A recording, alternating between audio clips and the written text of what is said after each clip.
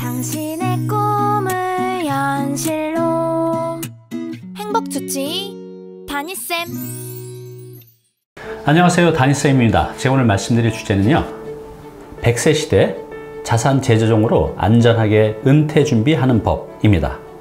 네, 시청자 여러분, 지금 자산이 어떤 게 있나요? 대체로 이제 50대 전후 되면 기본적으로 아파트 한 채 있으실 테고, 주식, 또 이제 저희 나이 때들은 땅도 많이 갖고 있어요. 토지, 뭐 크든 작든 토지 투자하시는 분도 많이 있고, 또 약간의 현금도 있겠죠.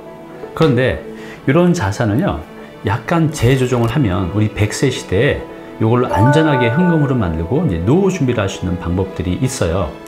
오늘은 이제 실제 사례자를 통해서 이분이 막막했던 노후를 어떻게 자산 재조정으로 현금으로 만들고 또 행복하게 살아갈 수 있는지 그 방법을 말씀드릴게요. 우리 시청자 여러분도 보시면서 나는 어떻게 자산 재조정을 할까 한번 고민해 보시기 바랍니다.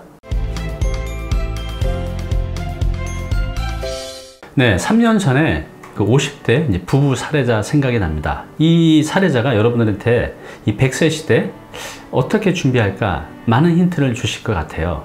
당시 이 남편께서는 직장인이었어요. 나이가 그 당시 53세였던 것 같은데, 자녀가 이제 2명 있었는데 둘 다 이제 대학을 졸업하고 직장 생활을 하고 있었습니다.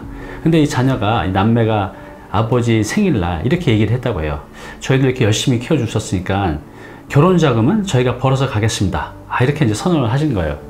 얼마나 기뻤겠습니까? 이제 큰 짐을 덜었던 거죠. 당시에 중랑구에 있는 이제 40평대 아파트 살고 계셨고, 진짜 별탈 없이 무난하게 잘 살고 계셨죠.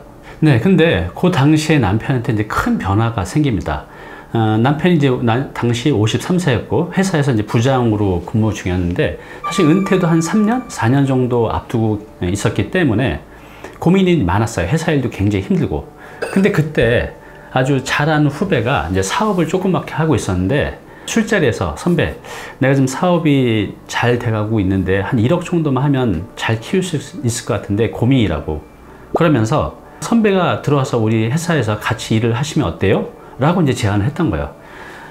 이 남편분은 후배하고도 오랫동안 친분이 있었고, 또 우리가 가까운 지인이 그렇게 제안을 하면 사실 별로 의심이 안 갔잖아요. 그래서 큰 결단을 합니다. 그때 이제 회사를 나와서 후배 회사 1억을 투자하고 후배 회사에서 이제 같이 관리 파트에서 이제 일을 하게 돼요. 그런데 1년 넘도록 이제 열심히 했지만 자기 월급조차도 제대로 가져간 적이 없었던 거죠. 그래서 이제 결국은 이 남편이 그렇게 1년 동안 열심히 하다가 이제 본인이 투자한 1억 중에서 이제 5천만 원만 후배가 챙겨줘서 이제 나오게 됩니다. 네, 이렇게 부부가 이제 저를 찾아오는 그 시점이 남편이 그 후배 회사에서 나오는 그 시점이었어요. 근데 재취업 자리를 알아보려고 해도 없고, 생활비는 그래도 한 달에 한 200 이상 들어가는데 이제 막막했던 거죠. 아이들은 물론 결혼 자금은 본인들이 벌어서 간다고 하지만 그래도 이제 부모로서 약간의 지원은 또 해줘야 되잖아요.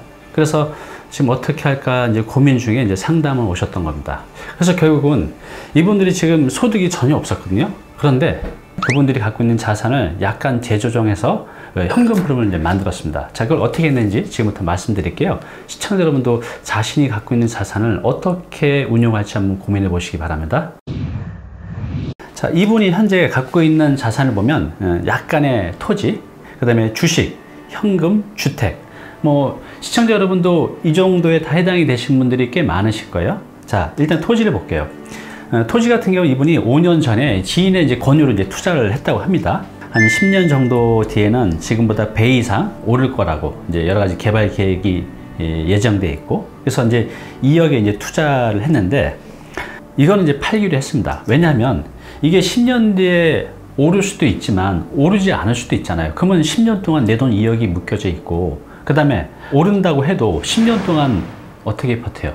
10년 뒤면 60대 중반인데 그 사이에 너무 힘들잖아요. 그래서 이건 이제 매각을 하기로 했고요.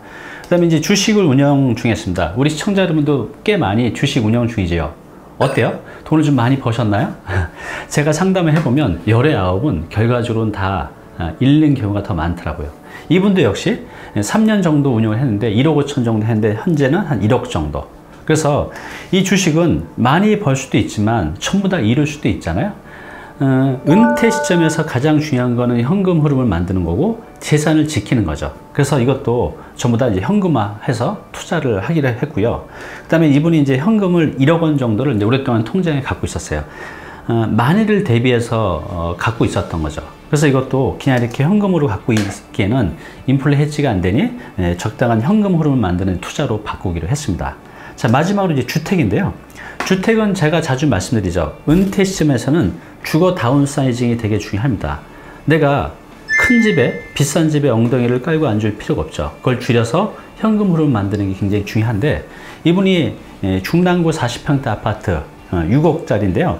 지금도 중랑구 보면 아파트가 쌉니다. 한 20평대, 30평대가 4억대 전후하는 것들이 제법 있어요. 그래서 그 당시 40평대 아파트 6억인데 대출이 1억이 있었습니다.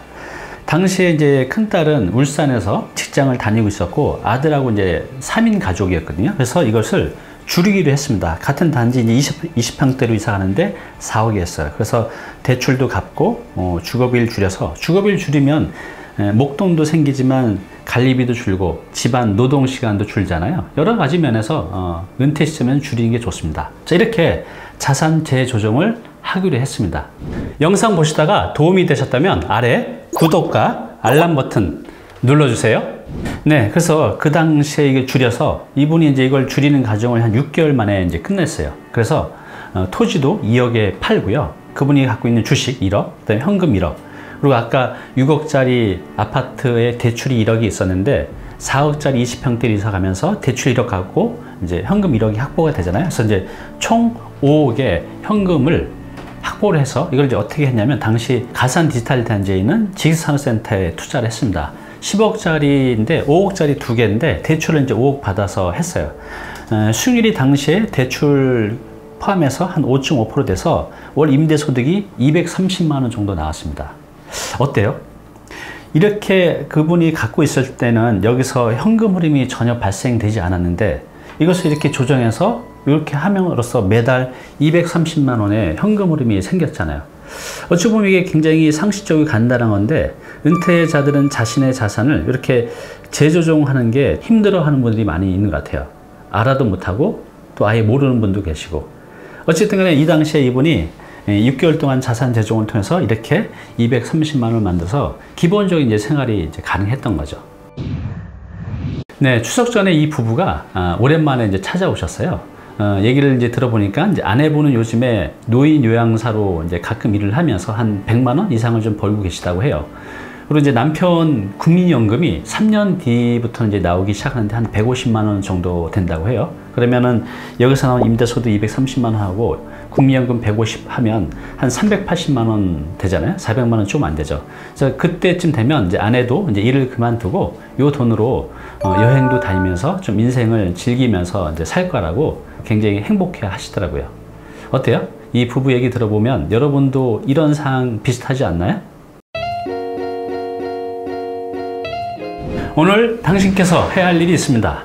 네, 오늘 사례자처럼요, 전부 다는 아니지만 이렇게 자산 재조정을 어느 정도 하면 지금보다 훨씬 나은 방법으로 바꿀 수가 있다는 거죠.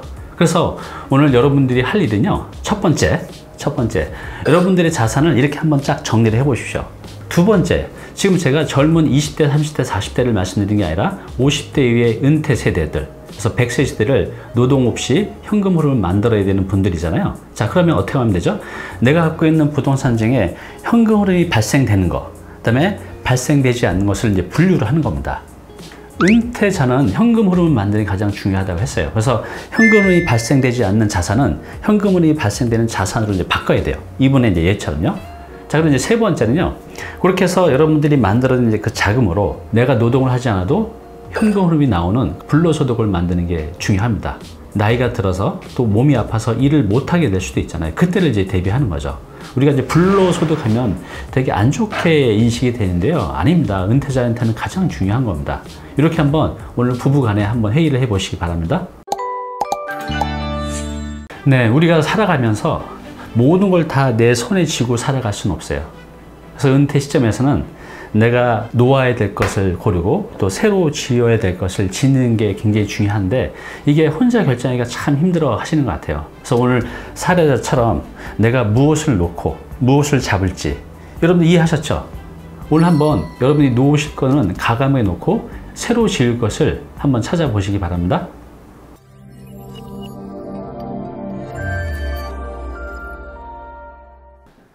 네, 오늘 정보 도움이 좀 되셨나요? 앞으로 이런 정보 계속 받아보실 분은요, 여기 구독 부탁드리고요. 그 다음에 오른쪽은 제가 추천하는 영상입니다. 꼭 한번 보시기 바랍니다.